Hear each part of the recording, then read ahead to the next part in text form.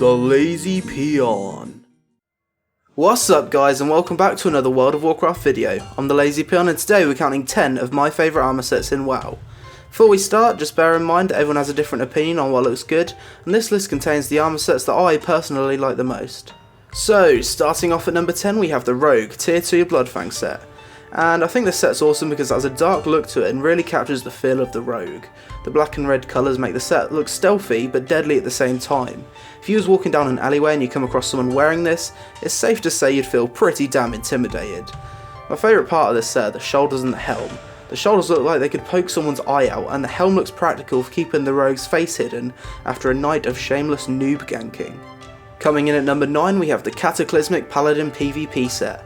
And I love this set because it just looks so unique. I like how, unlike most armour sets, the shoulder and helm aren't symmetrical, and the set as a whole looks very detailed but still has the royal feel of a paladin.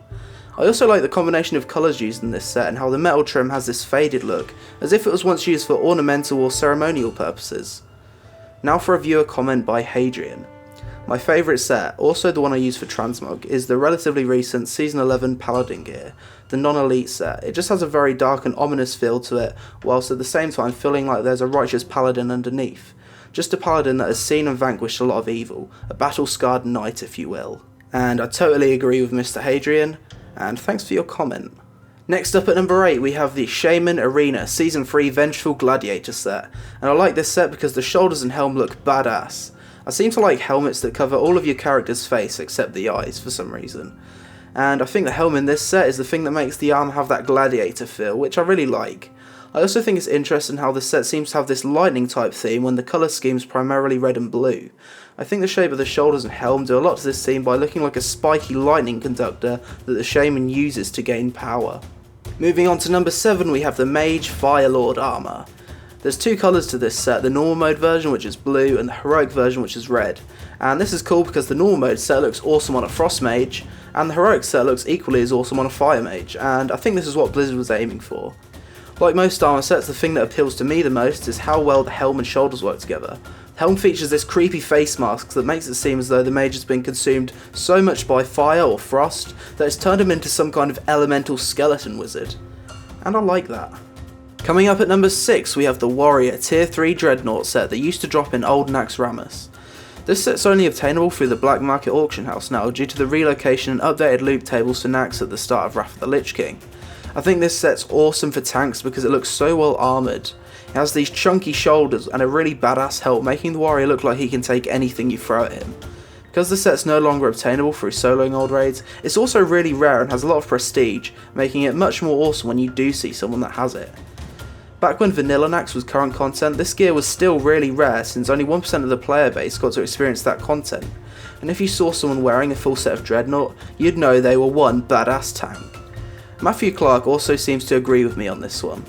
Next in at number 5 we have the Paladin Tier 12 Heroic Immolation armour. What I like about this set is the colour theme and the way the patterns work well together to create a flaming feel to the set. This armour was designed for the Firelands raid tier, and the helm seems to feature a fire resistant plate to protect our Paladin's face from the hot Firelands environment. So it's practical. I also prefer Paladin robe sets instead of plate legs. I just feel like it adds to the RP of being a holy warrior. And overall, the combination of colours with the flame-shaped shoulders, top-heavy bulk and chunky gloves makes me feel all warm and fuzzy inside. On to number 4 and we have the Druid Tier 14 Challenge Mode Cycle Armour. And what I love the most about this set is the way it suits the Druid so well with the tree branches on the head and shoulders, and the light blue glow throughout different parts of the set. I think the colour scheme of brown, light blue and yellow look really nice on this armour and represents the peaceful nature aspect of a Druid really well. I also like how the robe and gloves seem to be part made from wolf fur to help keep the Druid warm. I think this set suits a restoration or balanced Druid best in terms of RP due to the nature theme of this set.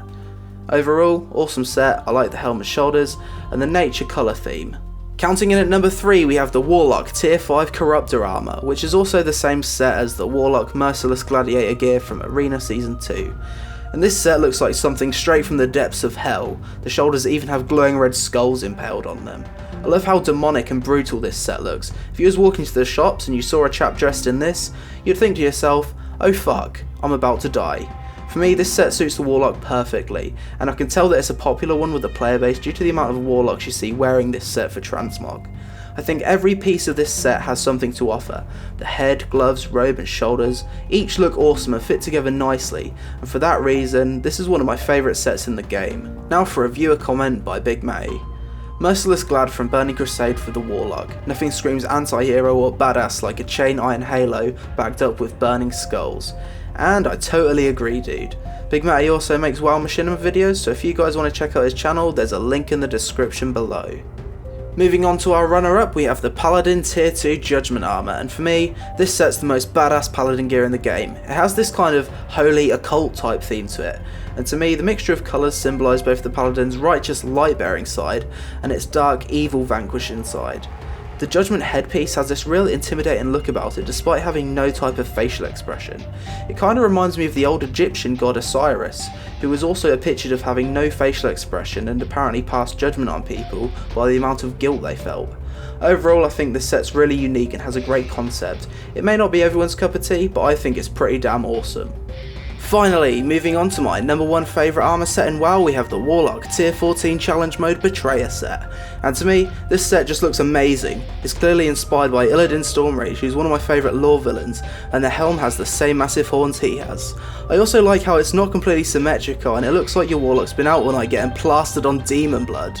The skulls in this set also have a nice touch, and the overall colour theme seems to be very Burning Legion influence, which to me suits a Warlock really well. Overall, this armor set has everything: a badass theme based on one of my favourite lore villains, skulls and an awesome head and shoulder piece combination. One day when I have the time, I'll probably try and get this Transmog on my Warlock. So that's it for this top 10 guys. If you enjoyed the video, please give it a like and subscribe to my channel for more variety WoW content, including machinima, guides, news and discussion videos on various topics throughout Warlords of Draenor. Thanks for watching and see you next time.